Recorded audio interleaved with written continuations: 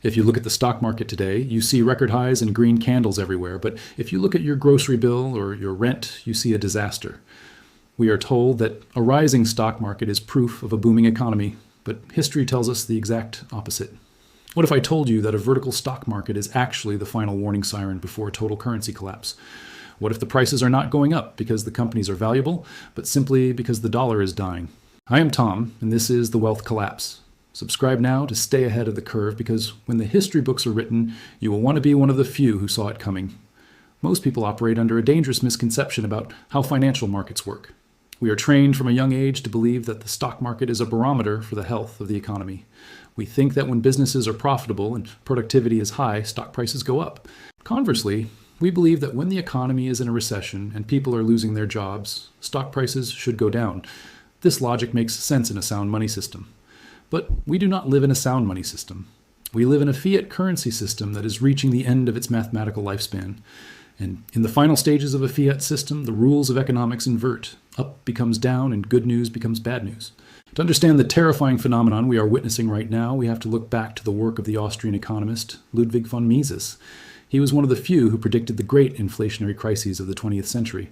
He coined a term that describes exactly what we are seeing in the S&P 500 and the Nasdaq today. He called it the crack-up boom. In German, it is known as the Katastrophenhausse, which translates literally to the catastrophe boom. It is a situation where the stock market soars, not because of economic growth, but because of a flight from the currency. It is the moment when the public realizes that their money is losing value so fast that they must exchange it for anything that is not cash. We saw this happen in Weimar Germany in 1923. Most people know the stories of Germans wheeling barrows of cash to buy bread, but fewer people know what happened to the German stock market during that time. In nominal terms, the German stock market was the best performing asset in the world. It went up by millions of percentage points. If you looked at a chart of the German index, it looked like a rocket ship taking off. But if you were a German citizen holding those stocks, you were not getting rich. You were simply treading water while the currency beneath you evaporated. And the companies were not selling millions more widgets. They were simply repricing their existing assets in a currency that was becoming worthless. We saw the exact same thing happen in Venezuela in 2018. As the country collapsed into hyperinflation and people were starving in the streets, the Caracas Stock Exchange was technically the best performing stock market on earth. It went vertical. Why? Because nobody wanted to hold the bolivar? If you got paid on Friday, you ran to the stock market or the grocery store to spend that money immediately because you knew by Monday it would buy half as much. This panic buying drives up the price of assets, creating the illusion of a boom. This is the crack-up boom. And the evidence suggests that the United States has now entered the early stages of this exact phenomenon. The signs are everywhere if you know where to look. We have a stock market that is completely disconnected from the reality on Main Street.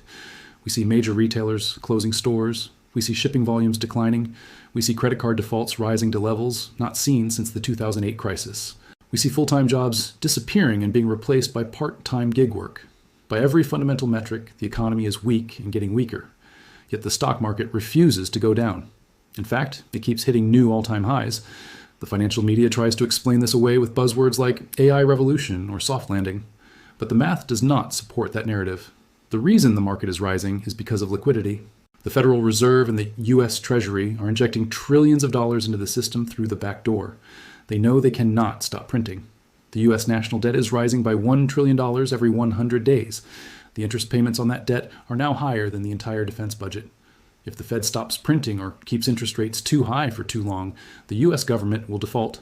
The market knows this. The sophisticated investors on Wall Street know that the Fed is trapped.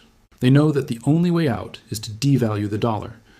So they are front-running the devaluation. They are buying stocks, not because they love the earnings potential of the companies, but because stocks are a claim on real assets. A company owns factories and land and intellectual property and inventory. These are real things. When the dollar loses value, the price of these real things must go up to compensate. This is why you see the price of everything rising in tandem. Stocks are up. Gold is up. Bitcoin is up. Real estate is up.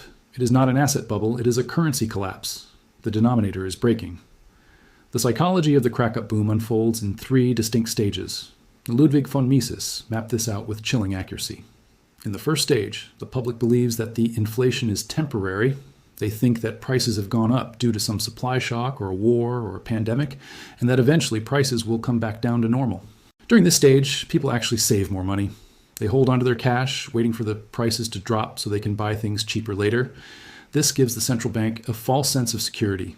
They think they can print money without consequences because the velocity of money is low. But then comes stage 2.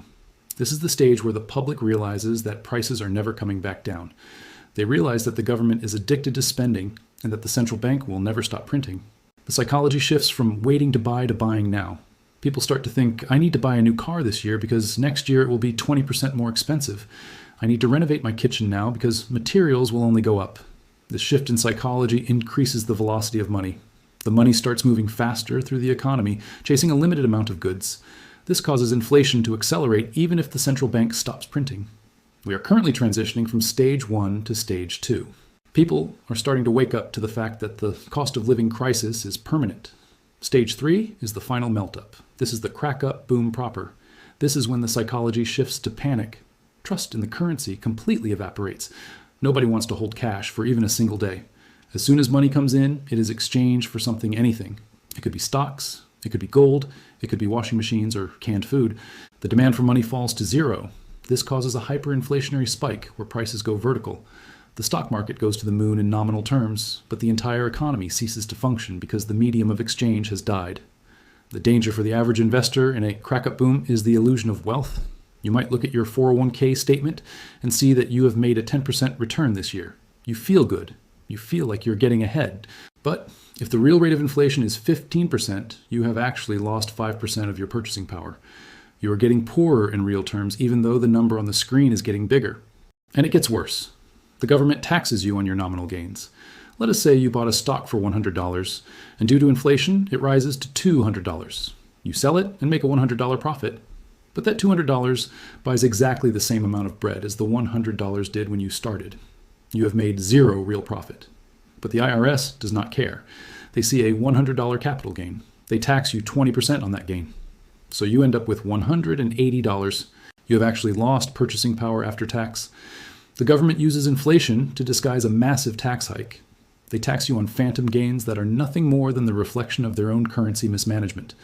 This is why the crack-up boom is a trap. It lures people into the stock market to chase yield, but the real game is simply capital preservation. The wealthy understand this.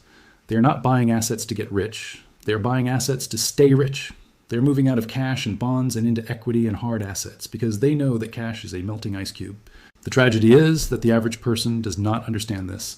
They sit in cash because they are scared of the stock market volatility, or they buy bonds because they were told that bonds are safe. But in a crack-up boom, bonds are certificates of confiscation. A bond is a promise to pay you back in currency in the future. If that currency is being debased rapidly, the bond is guaranteeing you a loss. This is why we are seeing the bond market struggle even as the stock market soars. The bond vigilantes are waking up. They are demanding higher yields to compensate for the risk of inflation. But the government cannot afford higher yields, so the Fed has to step in and buy the bonds with printed money, which causes more inflation. It is a doom loop. So how do you spot the difference between a real bull market and a crack-up boom? You have to look at what the market is priced in. If the S&P 500 is going up in dollars but going down when priced in gold, that is a massive red flag. It means the stock market is not gaining value, it is just losing value slower than the currency. Right now, if you look at the stock market priced in gold, it has been flat or down for huge periods of the last few years. The real value creation is stagnant. The growth is a monetary illusion. The narrative of the crack-up boom also explains the erratic behavior of the market. In a normal market, bad economic news makes stocks go down.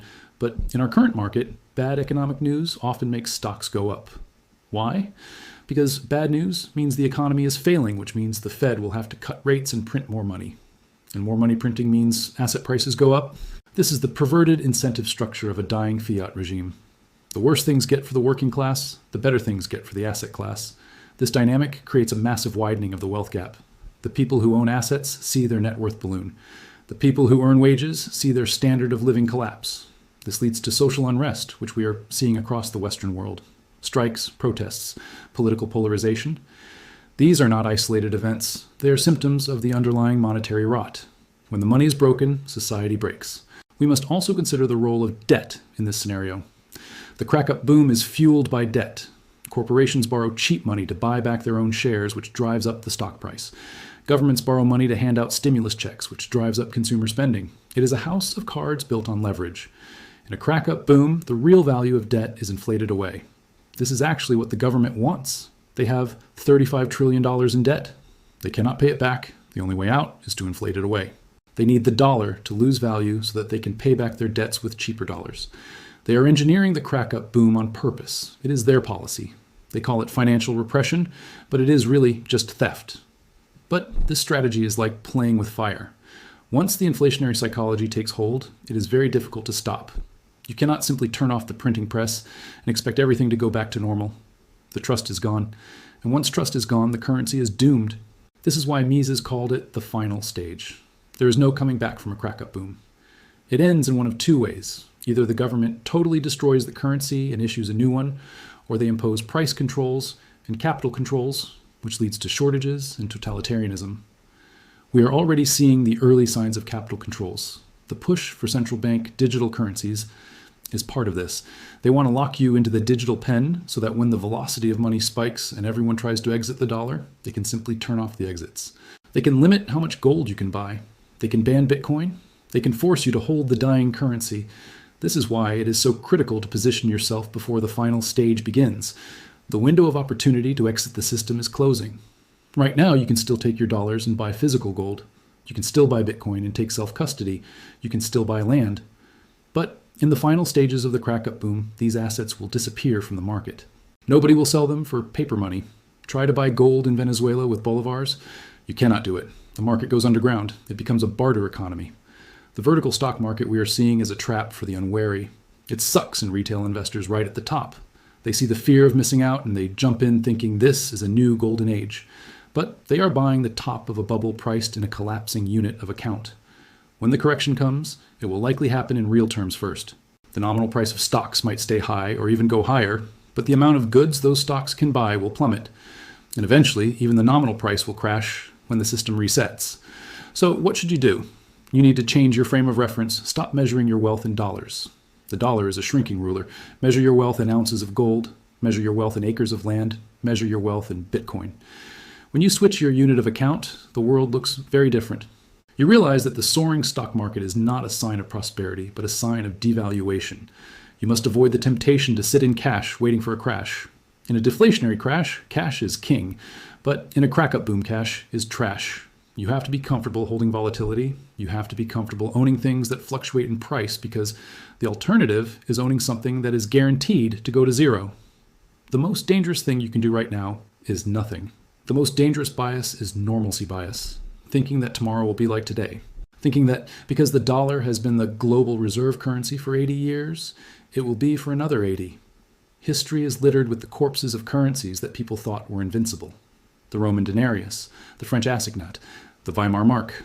The dollar is not immune to the laws of economics. The crack-up boom is the immune response of the market trying to reject the poison of fiat currency. The vertical move in the markets is the fever before the death of the currency. Do not mistake the fever for vitality. It is a sign of sickness.